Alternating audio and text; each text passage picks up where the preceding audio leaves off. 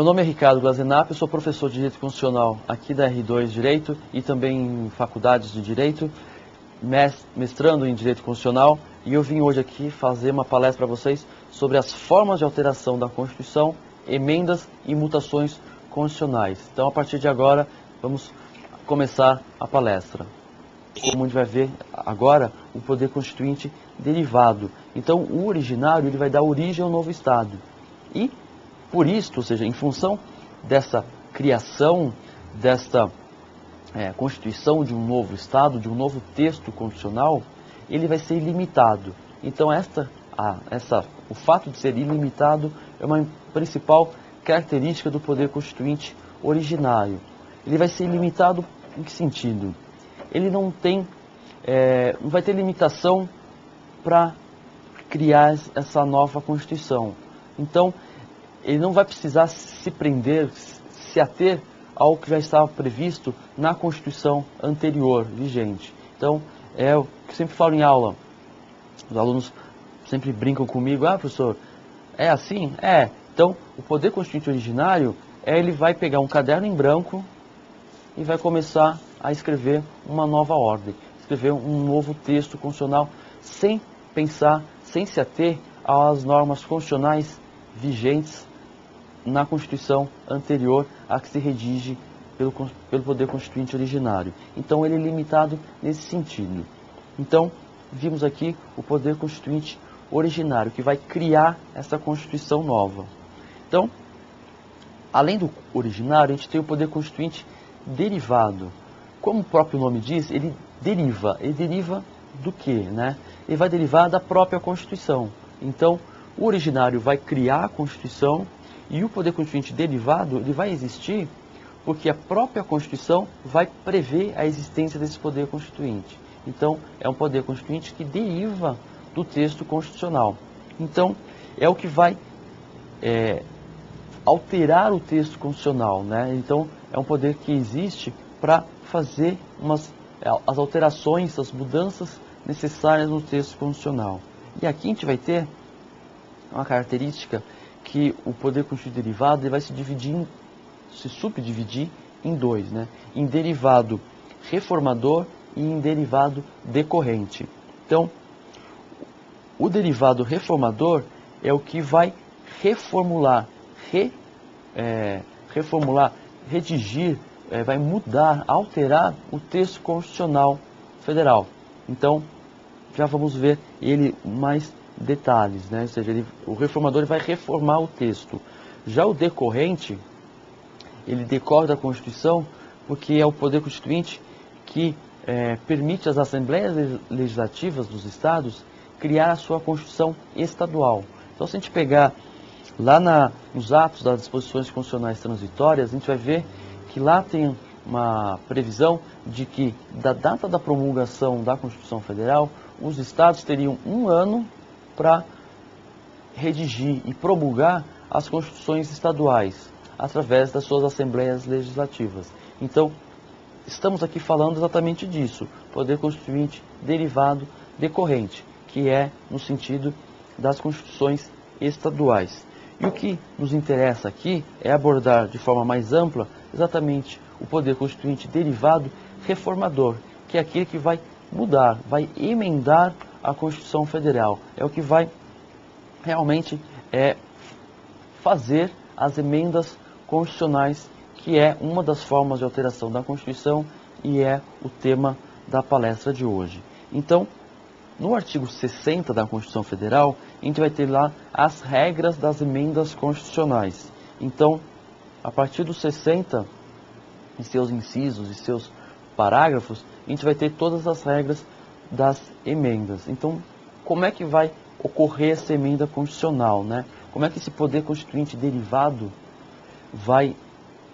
derivado reformador vai atuar necessariamente, né? Então, a primeira coisa que ia se observar é a quem compete exercer esse poder constituinte derivado reformador. Ou seja, quem é que vai exatamente realizar essa emenda? Quem é que vai mudar o texto constitucional? Pelas regras da nossa Constituição Federal, quem tem essa competência é exatamente o Congresso Nacional. Então, a competência para realizar a emenda é do Congresso Nacional. Então, a gente vai ver já como que essa emenda constitucional vai ser aprovada pelo Congresso. Então, a competência para realizar a emenda pertence ao Congresso. Quando a gente fala de emenda constitucional, a gente precisa prestar atenção logo no início do artigo 60, que fala a quem compete propor uma emenda constitucional, ou seja, quem é que pode dar a ideia de redigir uma proposta para se mudar o texto constitucional. Então, na nossa Constituição a gente vai ter 4 possibilidades. Então, a primeira delas, essa proposta de emenda constitucional ela vai ser redigida ou por 1/3 dos membros da Câmara dos Deputados ou 1/3 do Senado. Ou seja, precisa somente de 1/3 dos membros da Câmara assinando essa proposta ou 1/3 dos membros do Senado assinando essa proposta de emenda constitucional. Prestar atenção aqui que é exatamente ou, porque essas duas possibilidades estão no mesmo inciso. Está lá, mínimo de 1/3 dos membros da Câmara dos Deputados ou 1/3 dos membros do Senado. Então, é ou e não e. Isso é muito comum a gente observar em questões de exame da ordem ou então em alguns concursos públicos e, ou seja, eles colocam 1/3 dos membros da Câmara e 1/3 dos membros do Senado. Mas é pegadinha, o correto é ou. Basta 1/3 dos membros da Câmara ou 1/3 dos membros do Senado para se propor realizar uma proposta de emenda à Constituição. Além desses 1/3 da Câmara e de 1/3 do Senado, podem propor ainda o Presidente da República e também mais da metade das Assembleias Legislativas das unidades da Federação, manifestando-se cada uma delas pela maioria relativa de seus membros. Então nós temos aqui a seguinte situação.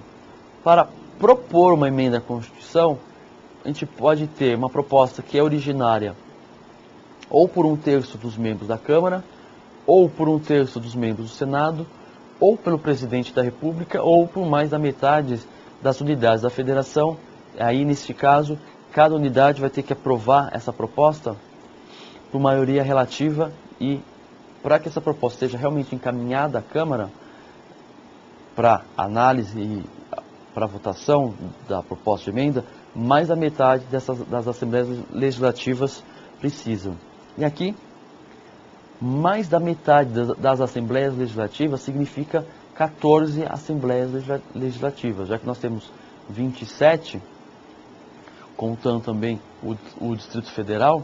Então, com 14 Assembleias Legislativas aprovando essa proposta, nós já podemos encaminhá-la ao Congresso para votação e análise. Então, visto isso aqui, só lembrar aqui mais um comentário. Quando eu falei aqui o Presidente da República como competente para propor, elaborar uma proposta de emenda constitucional, ele fazendo essa propositura, elaborando essa proposta de emenda constitucional, vai ser a única fase da emenda, desse processo legislativo da emenda constitucional, em que o Presidente da República vai aparecer, que ele pode participar desse processo. Por quê? Porque, ao contrário das leis que vão ao Presidente da República para sanção ou para veto, as emendas constitucionais não vão para o Presidente da República sancionar ou vetar. O procedimento é exatamente outro. Então, veremos com mais detalhes a seguir, no desenrolar dessa palestra, que as propostas de emendas constitucionais vão ser promulgadas pela própria mesa do Congresso. Então, a única participação do Presidente da República pode ser na propositura. Ou ele participa propondo uma emenda à Constituição, ou então ele não vai mais participar do processo legislativo. Então, vimos aqui quem é que tem competência para propor as emendas constitucionais. Artigo 60, inciso de 1 a 3. Visto isso, a gente vai começar a entrar agora nas limitações, ou seja, não é qualquer momento e não é sobre qualquer assunto que as emendas constitucionais podem ser realizadas. Então, existem alguns aspectos, alguns limites que devem ser observados. Então, existem as limitações expressas e as limitações implícitas, ou seja, temos limitações que realmente estão expressas no texto constitucional e temos outras que não estão expressas no texto constitucional, elas estão implícitas, elas são decorrentes do sistema, decorrentes do ordenamento jurídico, decorrentes da ordem constitucional. Então, vamos começar agora a ver as limitações expressas, as que estão realmente previstas no texto constitucional.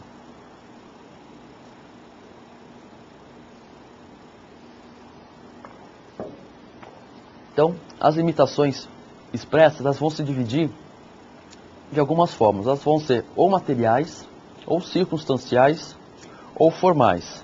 Então, nós vamos ter aqui 3 tipos de limitações: materiais, circunstanciais e formais.